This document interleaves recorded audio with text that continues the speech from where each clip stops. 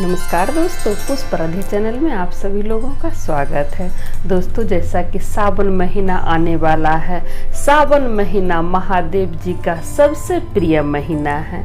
सावन महीने में अगर आप सच्चे हृदय भाव से महादेव जी का आराधना करते हैं, पूजा पाठ करते हैं, तो महादेव जी जल्दी प्रसन्न हो जाते हैं।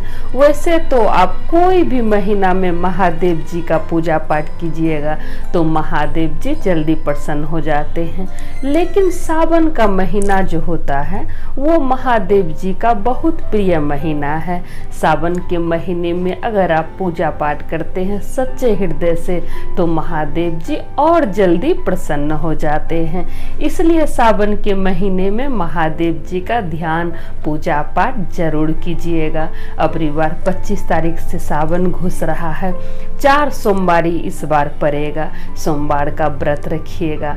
दोस्तों, आज हम आप लोग को बताएंगे कि कौन सा एक चीज चढ़ाने से महादेव जी खुश हो जाएंगे।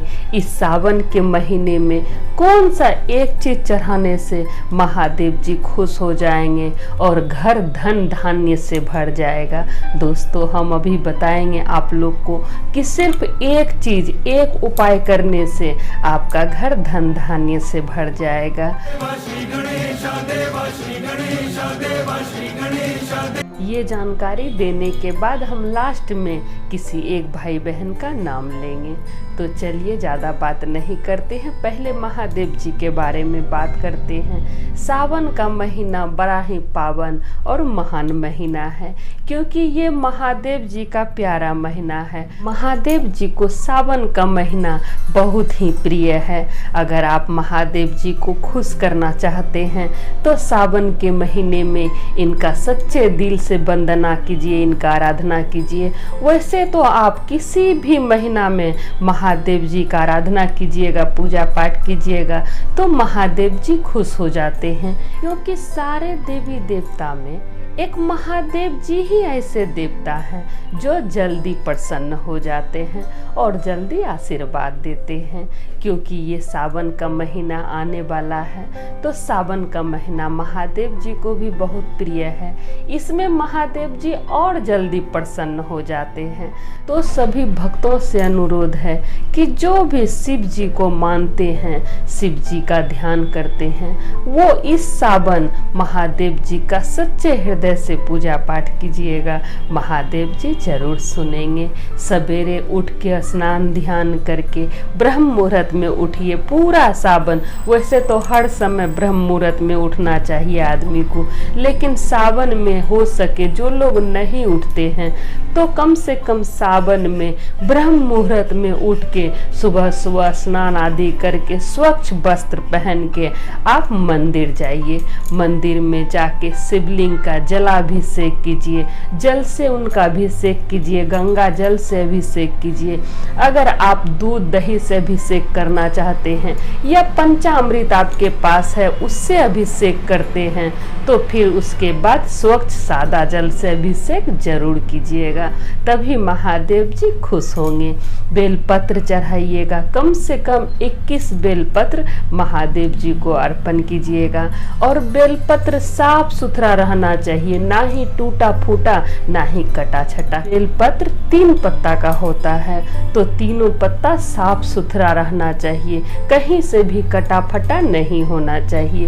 बेलपत्र पर आप चंदन से ओम नमः शिवाय लिख सकते हैं या फिर श्री राम जी का नाम श्री राम या राम राम लिख के सीधा बेलपत्र में राम जी का नाम लिख के और उल्टा करके महादेव जी को चढ़ाएं। जलाभिषेक करके महादेव जी को चंदन लगाएं, उसके बाद उनको बेलपत्र चढ़ाएं, आग धतूरा का फूल चढ़ाएं, हो सके तो पत्ता भी आप चढ़ा सकते हैं।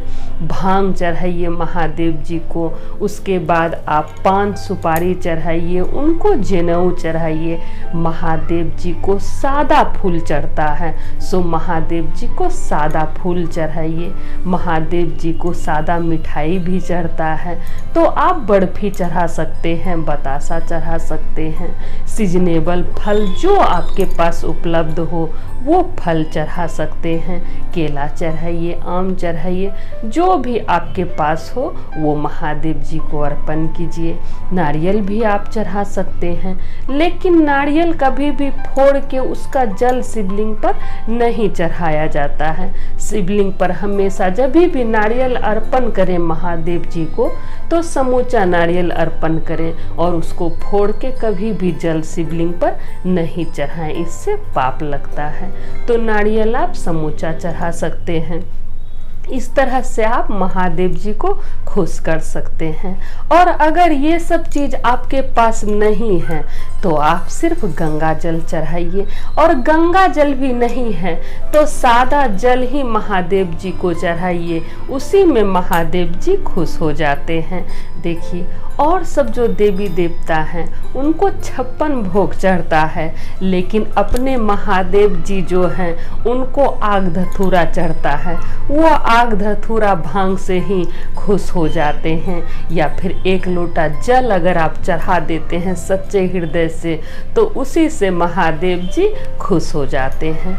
तो इस सावन कोशिश करें कि उनको रोज जल अर्पण करें, रोज शिवलिंग पर जल चढ़ाएं। अगर आप मंदिर नहीं जा सकते हैं तो घर में बालू का शिवलिंग बनाइए, उसका पूजा कीजिए, या फिर आप मिट्टी का शिवलिंग बनाइए, उसका पूजा कीजिए, उस शिवलिंग का अभिषेक कीजिए, पूजा पाठ कीजिए, धूप दीप दिखाइए। शाम में हो सके तो मंदिर जाके घी का दिया जलाइए, शिवलिंग के आगे घी का दिया जलाइए। घी नहीं है तो आप सरसों तेल का दिया जला सकते हैं, या फिर तिल के तेल का भी दिया आप जला सकते हैं। और नहीं कुछ है तो इसी तरह से मंदिर जाइए, या फिर घर में जहाँ आप पूजा पाठ करते हैं वहाँ बैठ के महादेव जी का ध्यान कीजिए, उनका वंदना कीजिए, और जो भी आपके मन में मनोकामना है, जो चीज़ आपको चाहिए, पुत्र चाहिए, धन चाहिए, घर चाहिए, या शादी के योग्य हो गए हैं, शादी नहीं हो रहा है, जो भी आपको मांगना है महादेव जी से, मन में महादेव जी से कहिए कि भगवान आप मेरा पूरा कर दीजिए। जो भी आपका इच्छा है भगवान के समक्ष आप रखिए, और देखिए महादेव जी कैसे खुश हो जाते हैं। और ये भी बात है, कोई कोई ऐसा चीज़ है जो महादेव जी को बिल्कुल नहीं चढ़ता है। देखिए, महादेव जी तो भूला है, सबसे जल्दी प्रसन्न होने वाले देवता में से हैं, जल्दी खुश हो जाते हैं और आशीर्वाद देते हैं, उतना ही जल्दी नाराज भी हो जाते हैं। ये देवता जल्दी गुस्सा भी जाते हैं। महादेव जी को कभी भी हल्दी नहीं चढ़ता है, सो शिवलिंग पर कभी भी हल्दी नहीं चढ़ाएं। महादेव जी जो हैं वो बैरागी हैं, उनको श्रृंगार से कोई लेना देना नहीं है, इसलिए महादेव जी के ऊपर कभी भी हल्दी नहीं चढ़ाया जाता है, ना ही कुमकुम चढ़ाया जाता है, ना ही तुलसी का पत्ता चढ़ाया जाता है, ना ही केतकी का फूल चढ़ाया जाता है। अगर इसमें से कोई भी चीज़ अगर आप चढ़ाते हैं तो महादेव जी नाराज हो जाएंगे और आपको कोई भी पुण्य प्राप्त नहीं होगा, आपका कोई भी मनोकामना पूरा नहीं होगा। आपके पास कुछ नहीं है तो सिर्फ जल ही चढ़ाएं और महादेव जी से प्रार्थना करें हाथ जोड़ के, महादेव जी उसी में खुश हो जाएंगे। सावन में तो महादेव जी को जल ही चढ़ता है, जल से ही प्रसन्न हो जाते हैं, इसलिए महादेव जी को जल जरूर अर्पण कीजिएगा, चाहे गंगा जल हो या प्लेन जल। जैसा कि हम बोले थे कि सिर्फ एक चीज अगर आप चढ़ाइएगा तो महादेव जी खुश हो जाएंगे, सिर्फ एक चीज। वो कौन सा चीज है? वो है गन्ना का रस।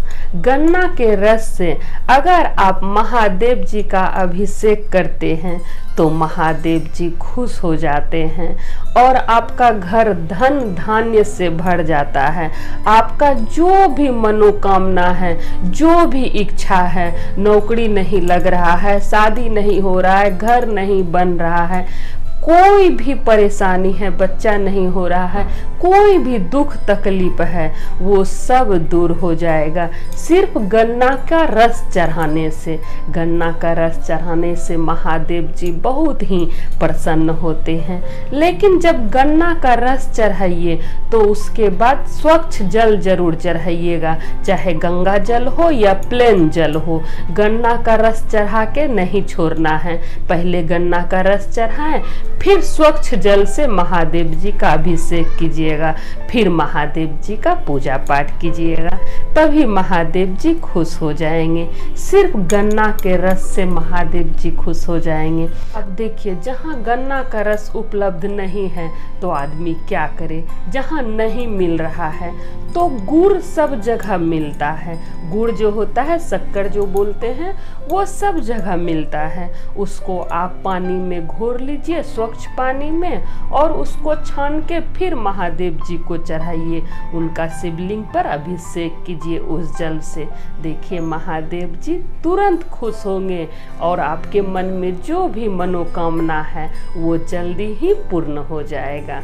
आपका जो भी इच्छा है, सब मन्नत आपका पूरा हो जाएगा सिर्फ एक उपाय करने से। इस बार 4 सोमवारी पड़ रहा है, सोमवारी जरूर कीजिएगा। सोमवारी करने से जो भी मनोकामना होता है वो जल्दी पूरा होता है, तो सोमवारी जरूर कीजिएगा। जब पूजा पाठ कीजिएगा तो फिर सावन सोमवारी का कथा भी सुनिएगा। कथा सुनने से, बोलने से, सुनाने से बहुत ही लाभ होता है। जो कोई कथा कहता है या सुनता है, सबको बहुत ही लाभ होता है। तो कथा जरूर सुनिएगा और एक बार फलाहार कर लीजिएगा। पूजा पाठ करके आइएगा, चाय शरबत ले लीजिए, उसके बाद शाम में फलाहार कर लीजिए। महादेव जी का ध्यान आराधना करके सांझ बत्ती दिखा के बस फलाहारी कर लीजिए। महादेव जी इतना में ही खुश हो जाएंगे। तो आशा करते हैं ये जानकारी आप लोग को अच्छा लगा होगा। जैसा कि हम बोले थे, लास्ट में हम किसी एक भाई बहन का नाम लेंगे, तो उनका नाम है स्टडी मीन। स्टडी मीन के नाम से एक कमेंट आया है जो कि लिखते हैं, आंटी जी मेरा यूट्यूब चैनल नहीं चल रहा है, आप कुछ कीजिए ना। मेरा नाम रितेश कुमार है, शिव से दया मांगिए प्लीज।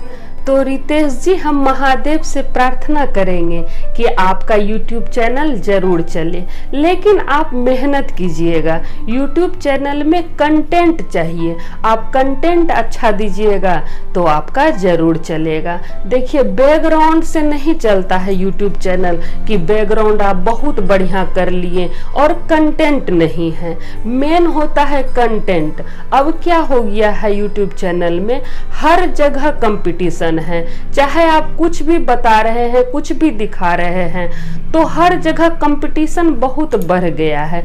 इसलिए कंटेंट बहुत मैटर करता है।